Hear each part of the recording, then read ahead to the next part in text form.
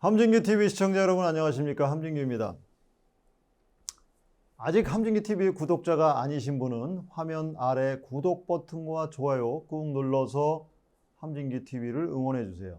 더욱 유익한 콘텐츠로 여러분께 보답하도록 하겠습니다. 윤석열 정부가 4차 산업혁명에 선제적으로 대응하려는 의지는 디지털 플랫폼 정부 추진에서 읽을 수 있습니다. 디지털 플랫폼 정부는 윤석열 정부의 선거 공약이자 혁신 전략입니다. 선거 공약 발표 당시 디지털 플랫폼 정부의 필요성에 대해 세 가지를 들었습니다. 첫 번째는 사람이 아니라 과학적 데이터에 기반해 국민이 원하는 것을 정확하게 파악하여 서비스를 하기 위해서입니다. 둘째는 그동안 방법을 몰라서 권리를 찾지 못했던 국민들에게 정부가 먼저 서비스를 하기 위해서입니다.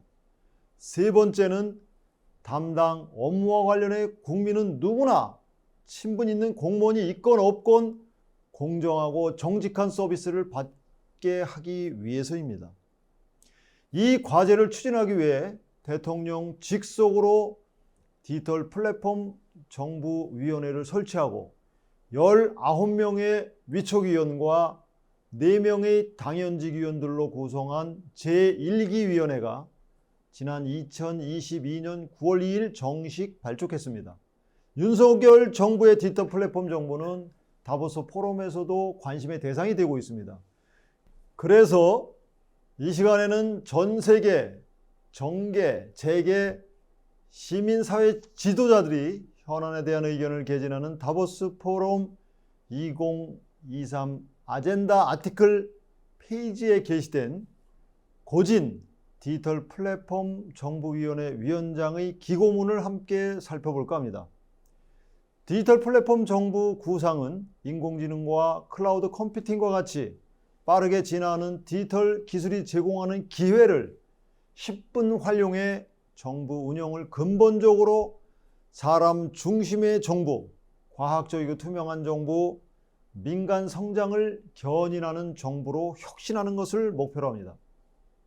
윤석열 정부는 왜 디지털 플랫폼 정부를 새로운 정부 혁신 전략으로 제시했을까요?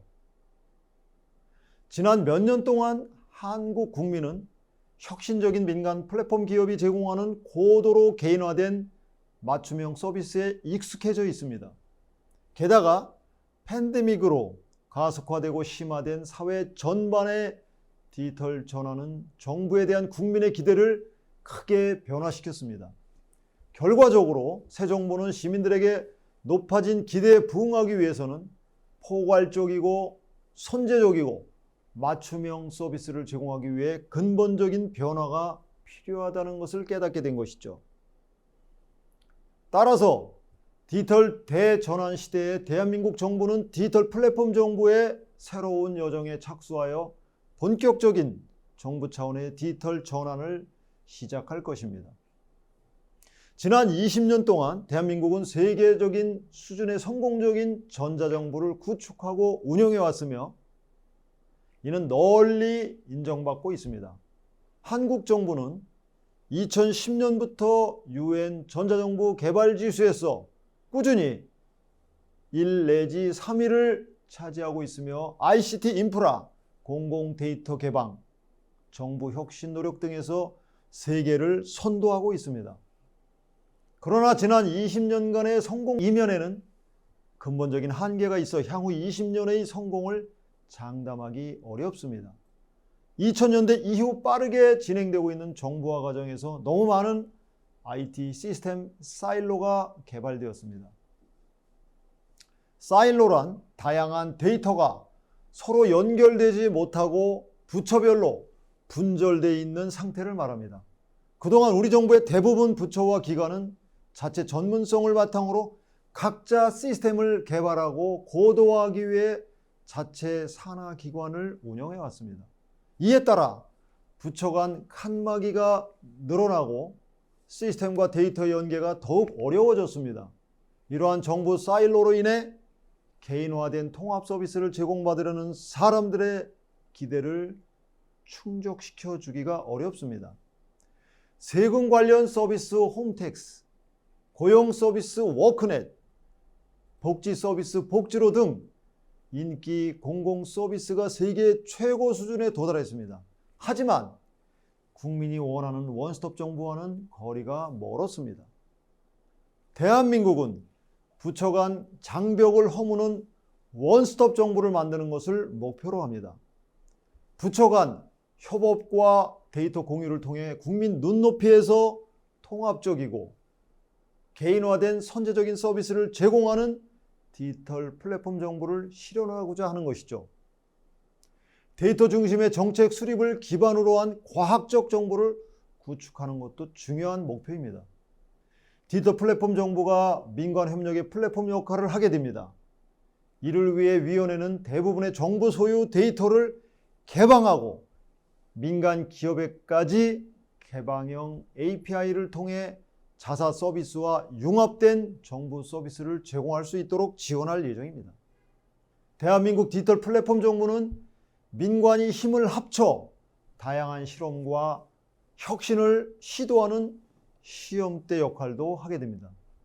시민과 기업, 정부와 협업할 수 있는 디지털 플랫폼이 구축되면 데이터의 공유와 융합을 통해 새로운 가치가 창출될 것입니다. 클라우드 도입을 통해 서비스가 최신화되고 시기적절한 측면에서 개선되어 가치가 상승할 것입니다. 또한 시스템 구축 및 운영 비용이 용도에 따라 구독료로 전환돼 정보 시스템 전반의 비용이 절감됩니다.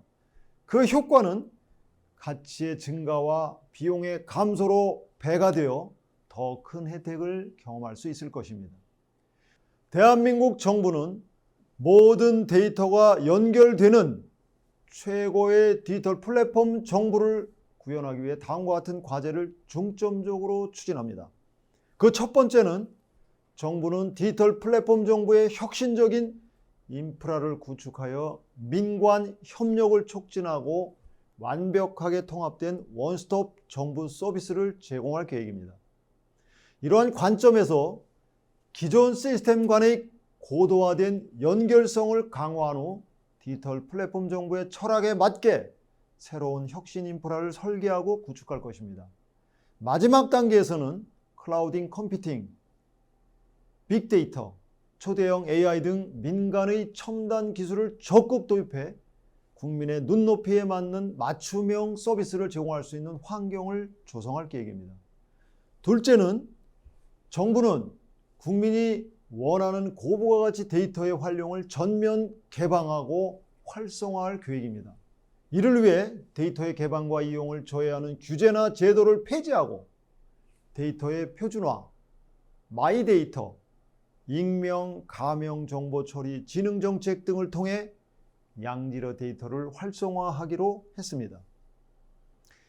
마이데이터란 각 기관에 분산되어 있는 개인정보를 하나의 플랫폼에 통합 관리할 수 있는 서비스로 지난 2022년 1월에 서비스가 전면 시행됐습니다.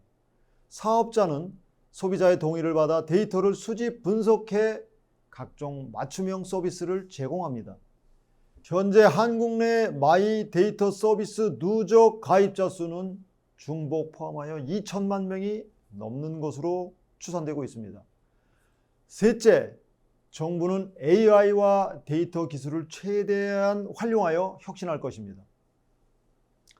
개별 부처 중심의 세분화된 업무 프로세스에서 벗어나 민간 부분과 공공 부분 간, 정부 부처 간, 중앙정부와 지방정부 간 협업이 일상화될 것입니다.